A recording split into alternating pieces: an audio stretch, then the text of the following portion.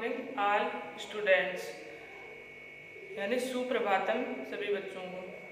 तो जैसे कोविड-19 के कारण हमारी जो पढ़ाई है वो बाधित हुई है, इसके लिए हम जो ऑनलाइन क्लासें लगा रहे हैं, यानी जिससे आपकी जो पढ़ाई है वो रेगुलर होती रहे।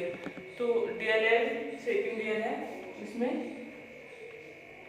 मेरा सब्जेक्ट है विज्ञान शिक्षण, यानी विज्ञान शिक्षण है वो। तो विज्ञान शिक्षण का जो उद्देश्य है, उसकी प्रकृति है, उसके बारे में हम जो पहली यूनिट थी उसके बारे में हमने अध्ययन कर लिया। अब दूसरी यूनिट हमारी है कि विज्ञान शिक्षण की प्रमुख विधियाँ, शिक्षण विधियाँ कौन कौन सी काम में ली जाती है। तो आज का हमारा टॉपिक है विज्ञान शिक्षण की प्रमुख शिक्षण विधि, यानी विज्ञान को पढ़ाने के लिए कौन कौन सी जो शिक्षण विधि है वो मेथड है वो काम में लिए जाते हैं, उनको हम शिक्षण विधि कहते हैं। शिक्षण पहले है कि शिक्षण विधि क्या होता है। तो शिक्षण विधि है वो जो शिक्षा सामग्री या जो सिलेबस हमारे पास है उसको बच्चों तक पहुंचाने के लिए या व्यवस्थित करके बच्चों तक पहुंचाना, उसे हम शिक्षण विधि या पद्धति कहते हैं। यानी जो सामग्री हमारे पास उपस्थित है उसको हम किस रूप से में बच्चों को प्रस्तुत करें या उनको पढ़ाएं कि उनको इसका पूरा नॉलेज प्राप्त हो। यानी जनरल साइंस के बारे में बच्चों को हम पढ़ाते हैं, यानी जो भी नॉलेज हम दे रहे हैं उसको व्यवस्थित करके और जो नॉलेज हम बच्चों को देते हैं उस विधि को हम शिक्षण विधि कहते हैं। तो इसमें पहली विधि है अवलोकन विधि। अवलोकन विधि वह विधि होती है यानी ऑब्जर्वेशन मेथड, यानी जो बच्चे हैं वो देख करके जो ज्ञान प्राप्त करते हैं उस विधि को हम अवलोकन विधि कहते हैं। यानी जैसे हम पर्यावरण के बारे में हम बच्चों को पढ़ा रहे हैं, तो पर्यावरण क्या होता है हम इसको बच्चों को परिभाषा के माध्यम से पढ़ा रहे हैं, लेकिन जब हम पर्यावरण जो पेड़ पौधे हैं उनका बच्चों को निरीक्षण करवाएंगे, उनको दिखाएंगे कि मतलब इस टाइप की वनस्पति है वो पाई जाती है, इस टाइप के जीव जंतु हमारे जो वातावरण है वहाँ पर पाए जाते हैं, तो इसके माध्यम से क्या होता है अवलोकन विधि होती है। इसके अंतर्गत यानी देखकर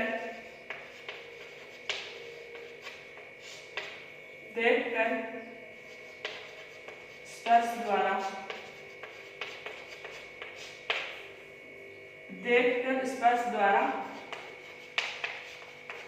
प्रयोग के माध्यम से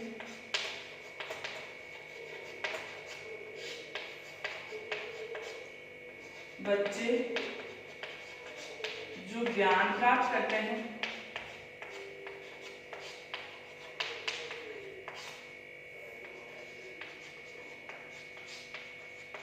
उसे अवलोकन विधि कहते हैं।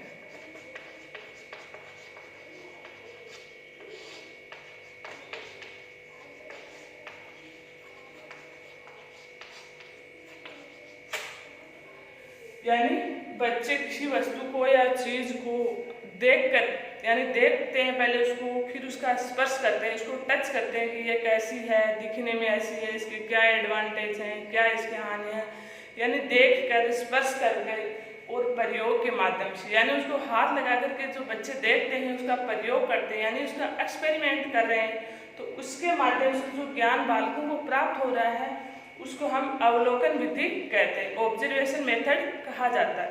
तो इसकी प्रमुख विधियां क्या हैं, यानी प्रमुख जो विशेषताएं या लक्षण क्या है, इसकी प्रमुख प्रॉपर्टी क्या होते हैं।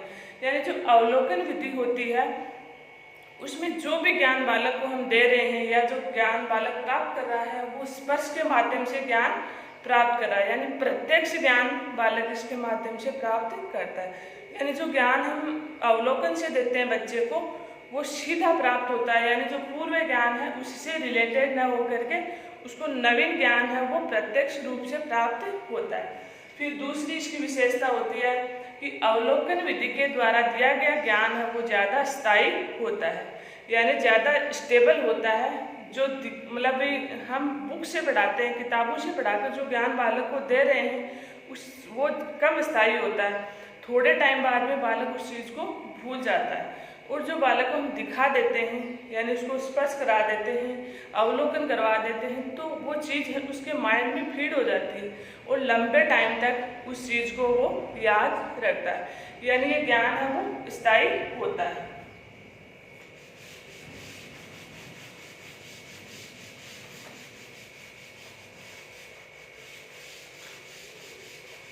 यानी इसी माध्यम से दिया गया ज्ञान स्थायी होता है।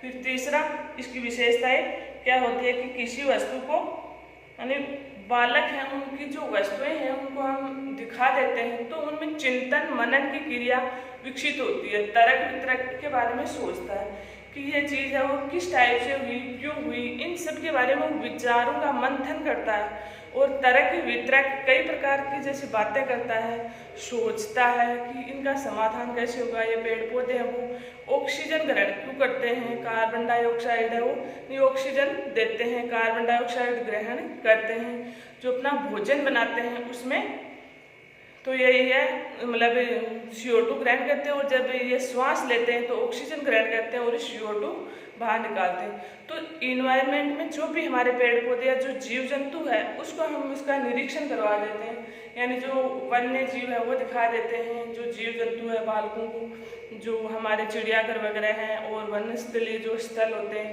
देखने लायक उनको दिखा देते, तो बालक में उनके बारे में तर्क वितर्क और विचार मंथन की भावना का विकास होता है और नई नई चीज सीखने की उसमें उत्सुकता रहती है। तो ये इसकी प्रॉपर्टीज यानी इसके लक्षण या विशेषताएं हो गई। अब इसकी कुछ कमियां भी हैं, कमी या दोष। इसमें कमी यानी कुछ इसकी जो डिसएडवांटेज भी पाए जाते हैं।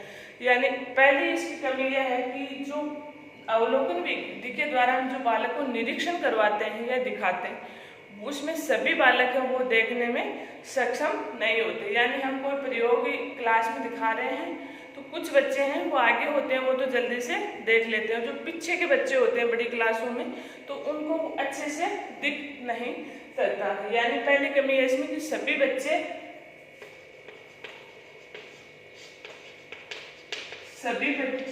अच्छे से नहीं देख पाते।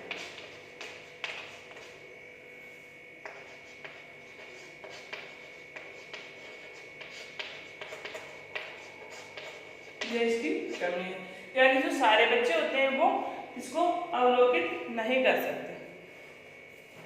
फिर दूसरी कमी है कि जो भी हम एक्सपेरिमेंट या अवलोकन बालक को करवा रहे हैं उसको ऊंची टेबल या मेज पर करवाना चाहिए।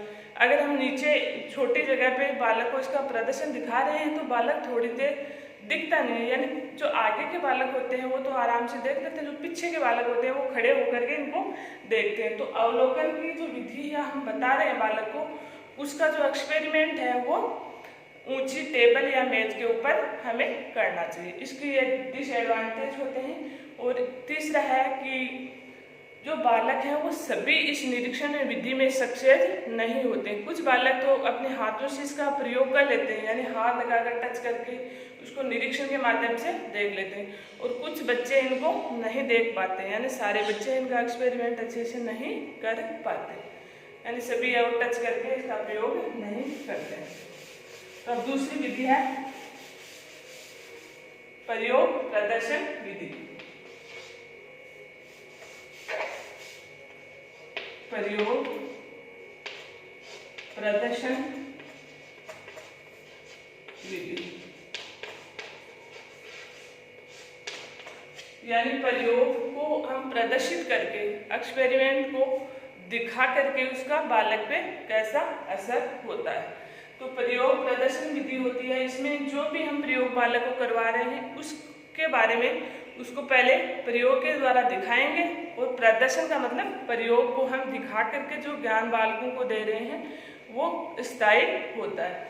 तो जो अवलोकन विधि होती है इसी रूप में यह विधि होती है। अवलोकन तो हम जैसे कोई वनस्पति वगैरह वो दिखा देते हैं, और जो प्रयोग प्रदर्शन विधि होती है वो जैसे केमिस्ट्री के अंतर्गत प्रयोग हम बालक को करवाते हैं, तो उससे पहले हम उसको दिखाते हैं कि यह प्रयोग हम इस रूप में करेंगे तो हमें यह बेनिफिट या इसके यह एडवांटेज हमें प्राप्त होंगे, यानी यह क्रिया इसमें होगी। तो प्रयोग को पहले दिखाते हैं, जो भी प्रयोग हम करेंगे उसको पहले बालक को दिखाएंगे, दिखा करके उसके बारे में बालक को जो नॉलेज देते हैं उसको हम प्रयोग प्रदर्शन विधि कहते हैं। इससे भी जो बालक का ज्ञान होता है वो स्थायी होता है, स्टेबल होता है, क्योंकि वो पहले प्रयोग को निरीक्षण कर लेता है कि हम उसको टीचर है ये बता देता है कि इस प्रयोग में जैसे केमिस्ट्री का है, जैसे फिजिक्स का होता है, फिजिकल केमिस्ट्री में जो इंस्ट्रूमेंट होते हैं यानी जो यंत्र होते हैं उनको हम दिखा देते हैं बालकों को कि यह यंत्र इस काम का है, यह यंत्र इस काम में आएगा, यानी तुला वगैरह होते हैं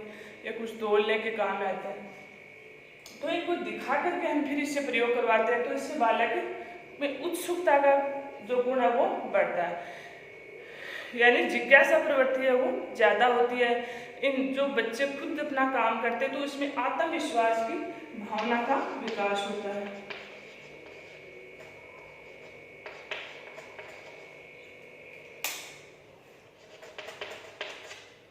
आत्मविश्वास की बढ़ोतरी होती है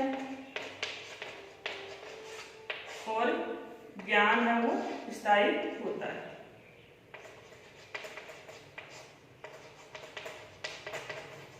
ज्ञान स्थायी होता है। तीसरा है इसका, यानी आत्मविश्वास की बढ़ोतरी हो रही है बच्चों में, इससे यानी जो खुद अपना कार्य करेंगे तो उसमें आत्मविश्वास बढ़ेगा कि हम ये एक्सपेरिमेंट अच्छे से कर सकते हैं। यानी जब कोई एग्जामिनर आएगा एग्जाम लेने के लिए तो हम इस एक्सपेरिमेंट को बहुत अच्छे से उसको समझा सकेंगे, तो उनमें आत्मविश्वास की बढ़ोतरी होती है, ज्ञान होता है वो स्थायी होता है, और फिर जिज्ञासा प्रवृत्ति है वो जिज्ञासा प्रवृत्ति ज्यादा बढ़ती है। ये इसके प्रमुख विशेषताएं हैं, और जो इसके सीमाएं या दोष वो होते हैं, यही होता है कि जो प्रत्येक बालक होता है वो इस एक्सपेरिमेंट को अच्छे से टच करके या देख करके या स्पर्श करके इसका ज्ञान प्राप्त नहीं कर सकता। यानी जो बालक उत्सुक होते हैं, जो इंटेलिजेंट होते हैं, वो तो एक्सपेरिमेंट को अच्छे से समझ लेते हैं और उनकी रुचि भी बहुत ज़्यादा होती है, उसमें जिज्ञासा प्रवृत्ति बहुत ज़्यादा बढ़ जाती है। और जो बच्चे मतलब शर्मीले होते हैं, यानी जो अपने टीचर के सामने कुछ बोलते नहीं हैं, उन बच्चों के लिए यह प्रयोग अच्छा नहीं होता। यानी वो उनको टीचर को कहने में या जो साथ वाले उनको कहने में थोड़ी झिझक महसूस होती है, तो ये प्रयोग उन बच्चों के लिए ज़्यादा, यानी जो बच्चे इंटेलिजेंट होते हैं वो तो आराम से इसको प्रयोग कर लेते हैं, और जो नहीं कर सकते उन बच्चों के लिए थोड़ा यह कठिन होता है। और दूसरा ये है कि हर बच्चा है वो एक्सपेरिमेंट को टच करके या प्रयोग को देख करके नहीं कर सकता। और तीसरा इसका डिसएडवांटेज यह है कि जो प्रत्येक बच्चा होता है उसके पास ही जो प्रयोग प्रदर्शन, यानी प्रत्येक बच्चे के पास एक्सपेरिमेंट है वो उपस्थित नहीं होता है। यानी सभी बच्चे हैं उनको अलग अलग एक्सपेरिमेंट यानी जो प्रयोग प्रदर्शन दिए जाए प्रयोग देखने के लिए, तो सभी बच्चों के लिए यह सुविधा उपस्थित नहीं हो सकती। आज के लिए इतना काफ़ी है। यानी दो विधियां हमने पढ़ ली, अवलोकन विधि, प्रयोग प्रदर्शन विधि। तीसरी विधि हम अगली क्लास में पढ़ेंगे, प्रयोगशाला विधि। ठीक है, थैंक यू।